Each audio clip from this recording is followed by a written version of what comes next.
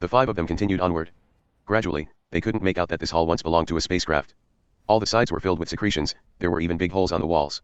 These holes turned the path from room 3 to warehouse 3 into a maze. Zheng suddenly said as he was walking, I am totally lost. I've lost my sense of direction since the last turn. Ji laughed. You're right. This place looks the same no matter where you go. This disgusting stuff is everywhere. You want to find the direction here, that would be. I can, Xian said. If it's only reconstructing the map, leave that to me. We will reach warehouse 2 by going straight down this way. But I am thinking if it's suitable to just walk straight in. Zheng interrupted him, suitable. We have 5 people here and that's all we have.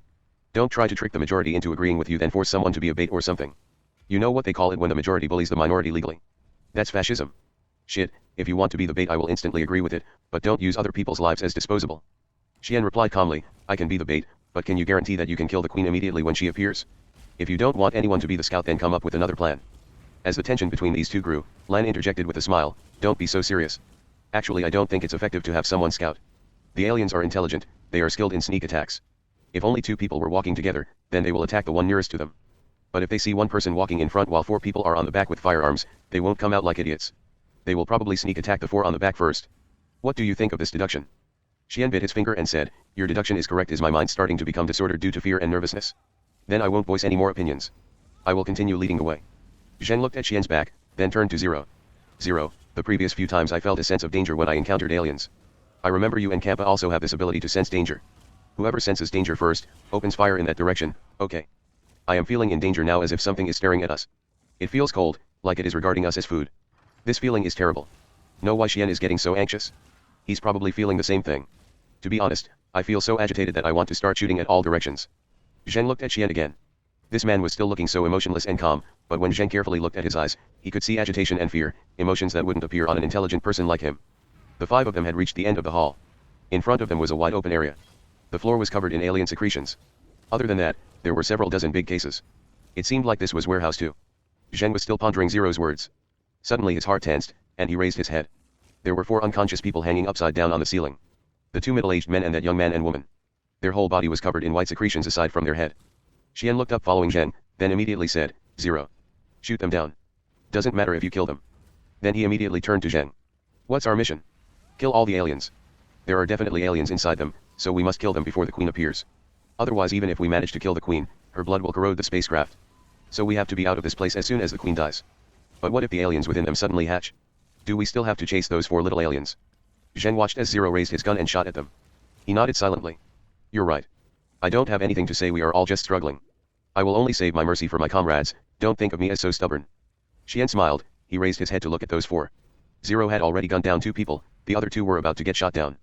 Then he suddenly remembered something and his face changed. Wait. Zero, everyone, hurry and get away from this place. It's a trap. As he finished, they felt their feet sink. As if the whole floor was collapsing. Xian shouted immediately, stay where you are, listen to me. Warehouse 1 is right below warehouse 2. These 4 people are probably a trap set by the queen. She wants us to stay in this place without moving. Zero, hurry up and kill them. The queen must be below us. The floor has already corroded.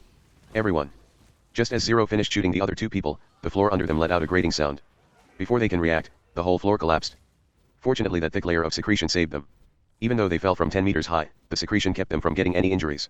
Especially Zero and Zheng, they could sit right up. As Zheng sat up, he immediately started shooting above him. He could feel that danger was approaching, and the source was right on top of him. Since the start of this movie, he had sensed danger a few times, but never once was it as strong as this time. Sure enough, a large shadow dropped down from the ceiling. With a loud boom, it landed in front of the 5 people. Zheng looked at it carefully, it was an immensely huge alien. It's 3 times as big as a normal alien, 7 to 8 meters tall, and over 20 meters long including its tail. This monster was just like death nightmares. Zheng couldn't even see its movements before its tail lashed at his belly. With enormous pain, he was sent flying over 10 meters away. This was the alien queen. And it was much bigger than the one in the movie. The queen's speed was so fast that in the blink of an eye, her tail sent Zheng flying. With a loud bang, Zheng landed over 10 meters away. The rest of them recovered from the initial shock, but they were already standing right under the queen's mouth. There was no place to hide. Zero's reaction was the fastest. The moment Zheng was hit, he rolled to the side and at the same time started shooting at the queen's head. The bullets hit the queen's shell but all of them were repelled. Their contact ignited sparks, you could see how hard the shell was. Zero's aim was good enough that some of the bullets hit her tongue. Yellow blood splashed from her tongue. She started to scream like crazy and turned around as she swiped at Zero. Luckily Zero rolled forward with a close call. This swipe only scratched his back and blood started flowing out. Xian was the second one to recover. His eyes became sharp. He ran toward the queen.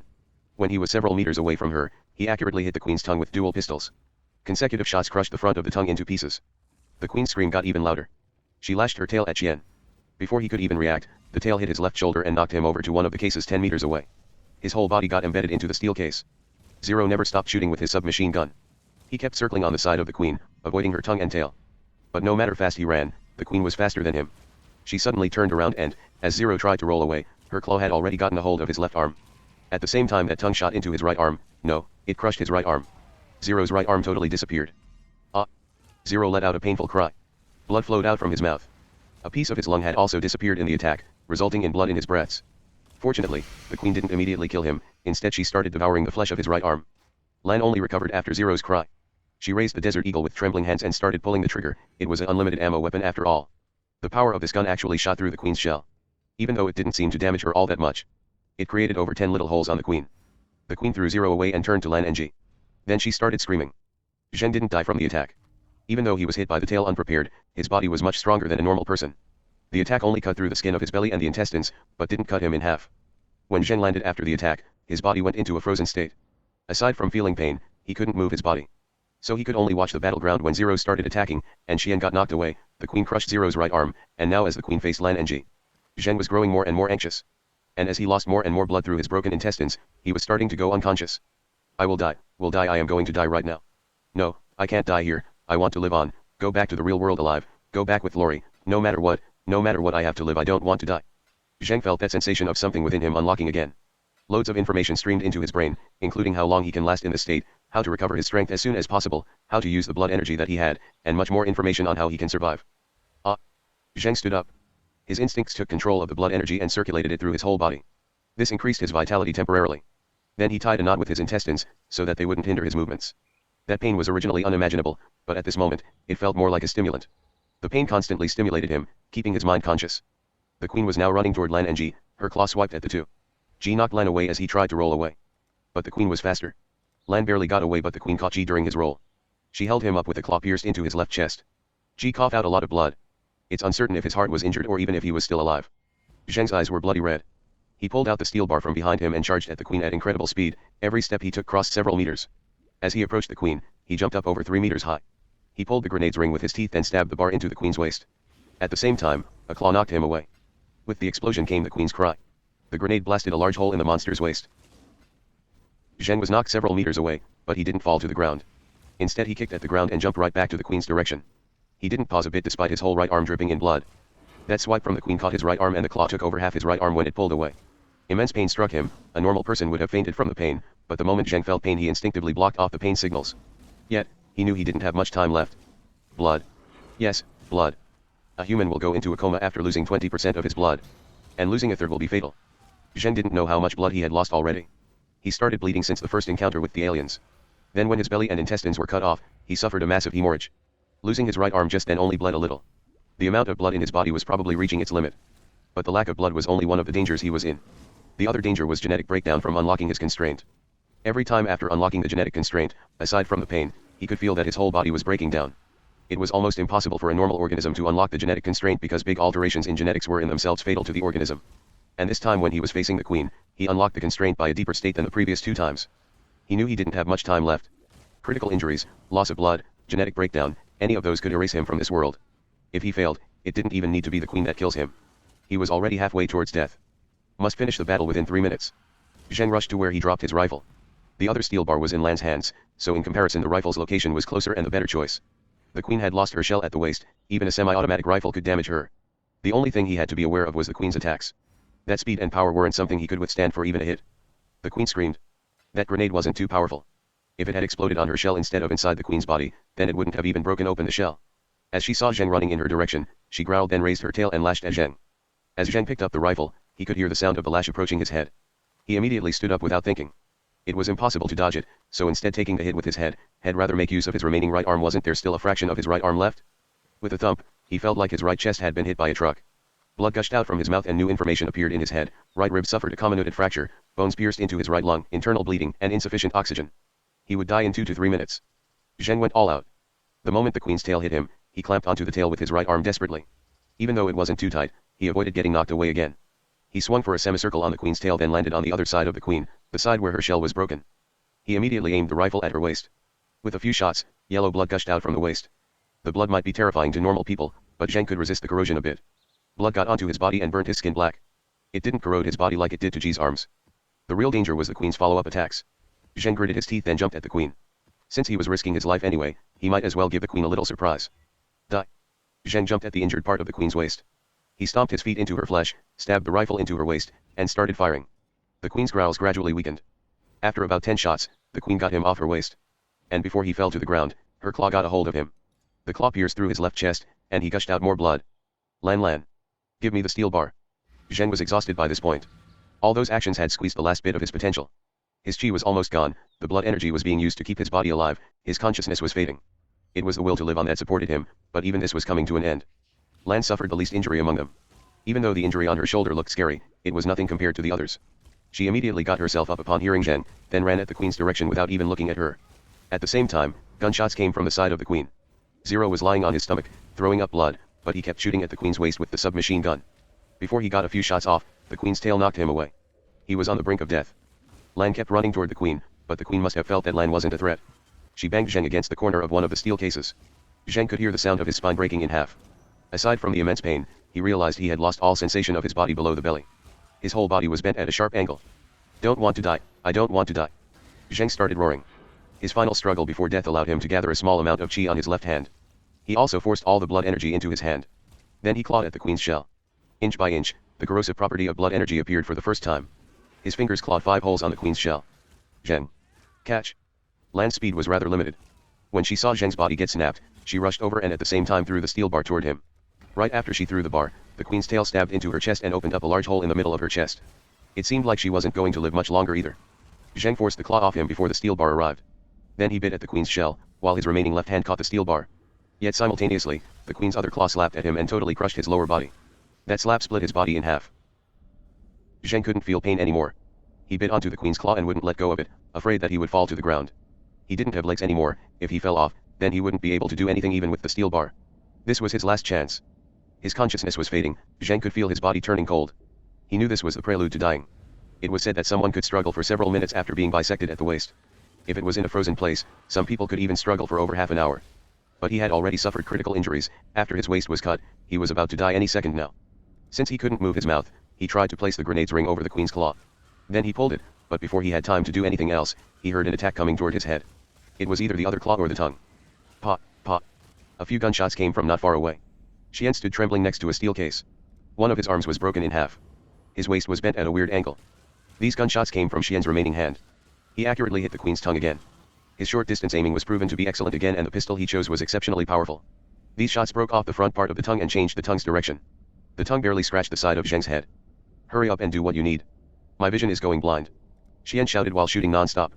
Zheng put his left hand on the claw. Then he let go of his mouth and concentrated all his strength to push himself up. He jumped over 2 meters from the claw and toward the queen's head. With a sizzle, he pierced the steel bar into the side of the queen's head and through her mouth. The queen had raised her other claw halfway by this time, but before she could swipe Zheng, the grenade exploded with a bang. The explosion blasted Zheng's left arm into pieces and along with it, the queen's head. Shrapnel and pieces of the steel bar hit his body. Yet this shrapnel was very minor compared to the injuries he already had. He closed his eyes and let himself fell to the ground. His chi was all used up, his blood energy was almost empty, his body was reaching the limit from unlocking the genetic constraint, he had lost over half his blood. All these injuries could kill any strong man instantly. Zheng didn't have energy to move a muscle. Even just closing his eyes made him feel exhausted. He felt tired, he just wanted to find a place and sleep. Yet, he felt that there was still something he had to do. F***CKU, God. Hurry up and repair our bodies. The points, deduct them however you want. Zheng vaguely heard Ji's almost intangible shouts and, along with them, a very familiar weeping from a girl. This made him try to open his eyes, yet he was too tired to do it. If it wasn't for this weeping, he already would have fallen into a deep sleep. Suddenly a warm sensation enclosed him. He felt as if he was in a hot spring. His whole body felt cozy and comfortable, yet it didn't last long. After the comfort was extreme pain. This pain stimulated him to wake up. Once Zheng woke up, he felt startled. He recalled that last encounter with the queen and it made his whole body cold. That was a monster over 7 meters tall and almost 20 meters in length. Even an elephant could only take a few lashes from its tail, yet he still fought it in close combat.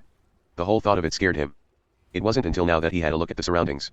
This was God's dimension, a large platform and a floating sphere of light, and the darkness to the sides. This was the only safe place in the world of horror movies. He was floating in a beam of light shot from the sphere. There were 4 other dimmer beams. Xian was floating in the dimmest one because his injuries weren't as critical.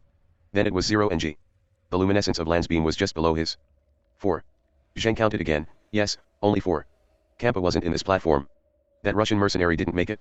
This made him feel a bit down. Only those that survived could come back to this dimension. Then he looked at his own body. The pain was subsiding, yet it was still unbearable. His lower body was gone, both his arms were gone, his torso was filled with shrapnel. Luckily there were only scratches on his face, it didn't get hit by the shrapnel. His muscles were wriggling like they were alive. Under this beam, his muscles and bones were growing back at visible speed. Zheng didn't want to look at his body anymore, the visible growth of muscle, bone, and organs disgusted him. He looked down beyond his body and saw 2 girls with teary eyes looking at them. One was the woman G created, the other was Lori. The 15-year-old girl looked so heartbroken. Zheng still couldn't talk.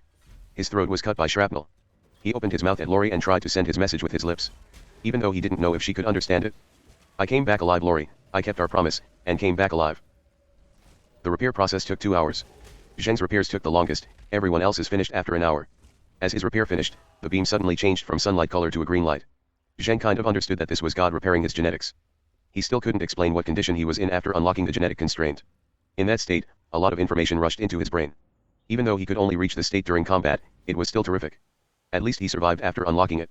If he could reach the state under any circumstance, like when he was thinking, deducing, and coming up with plans anyhow, when he can reach that state anytime he wanted, then he would become an almighty human. From midair, Zheng looked below. G was laughing the loudest. He held his wife in his arms and laughed. Shit, that was a close call, but we also made a huge profit. 1,000 points from the basic reward, 500 points from each alien, 1,000 points and a rank D reward from completing the mission. You have to take risks for profits, but with so many points I am okay with it. Haha. Xian also checked his rewards from God, then said, body repair cost 107 points. Does it cost so much normally? G shook his head. Repairing a part of your body doesn't cost much, like if you lost an arm or a leg and need to repair them, that is cheap. But if your life is in danger and you don't know where to repair, you will need to use the whole body repair function. It will repair every little problem that you have and adds up to a lot of points. You have it easy with just over 100 points. I used over 200 points this time. Lan looked bitter. My repair cost over 400 points. I only have about 1,600 points left. And this also included that 100 points from giving an explanation to newbies. It takes too many points for repair. The only good thing is that rank D reward. G laughed and said, be content with it.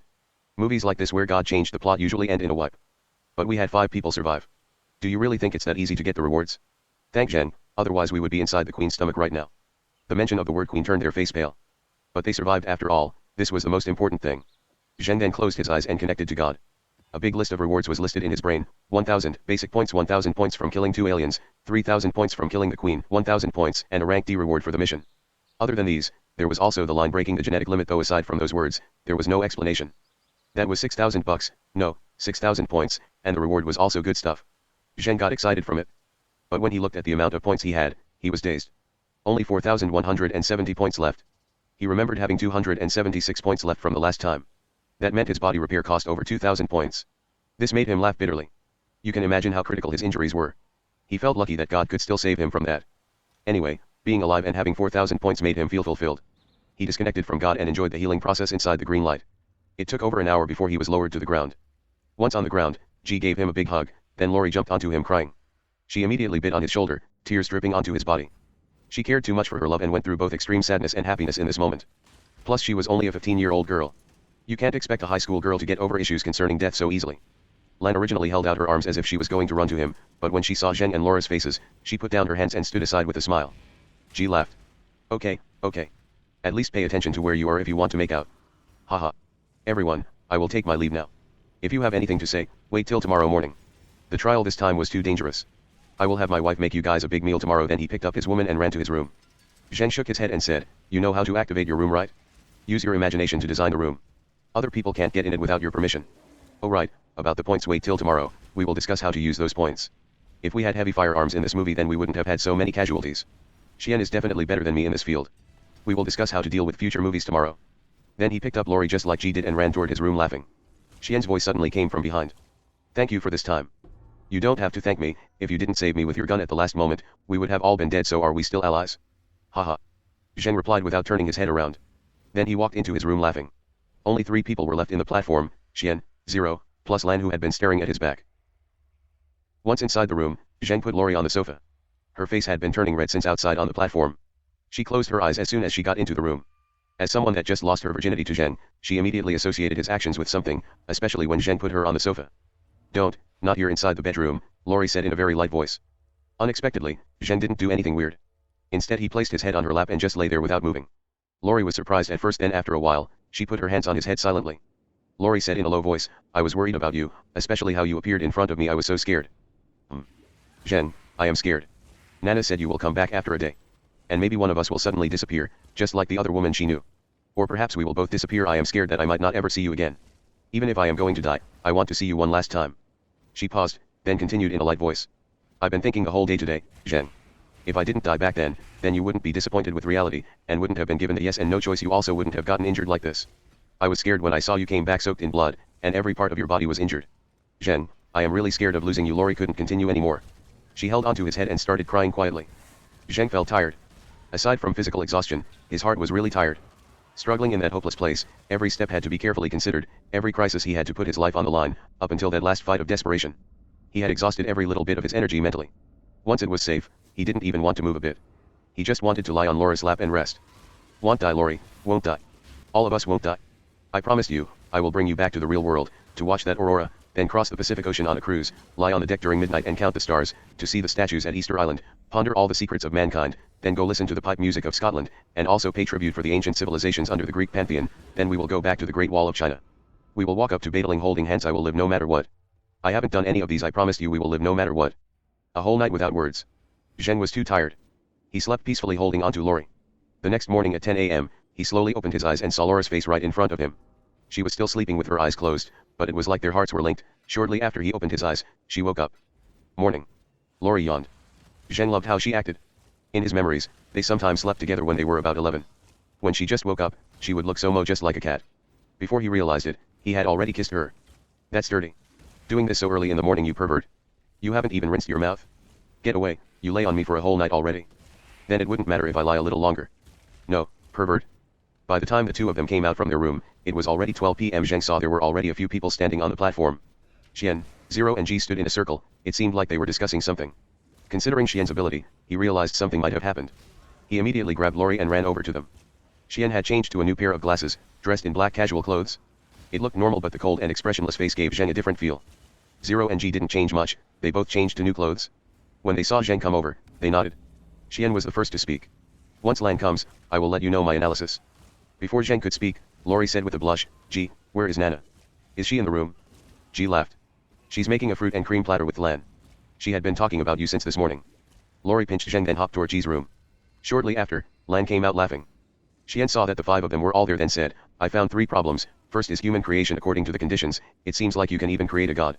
Because it's not limited to race, age, gender, ability, as long as you can imagine it, you can create anything. I tried it yesterday, but there are actually hidden limitations, Arnold. 10 seconds later, a huge man of about 2.5 meters tall came out from Xian's room. He stood beside Xian without moving. His face was emotionless and cold like Xian's. Originally I chose alien and hunter, but God didn't give me any response. It seems like living beings non-native to Earth are not available. So I chose human. Height maxed out at 2.5 meters, I didn't test gender, it's not relevant to compatibility. Age is set at 22 when a person's physical ability is at their highest. Ability-wise, I originally imagined an all-powerful God, but God didn't create any life. So I gradually decreased his ability. I also tested the genetic mutations and bloodlines you can exchange from God, none of those can be created. So I assume it can only use humans as a blueprint. Then I imagined the limit of a human, and gradually reduced his ability.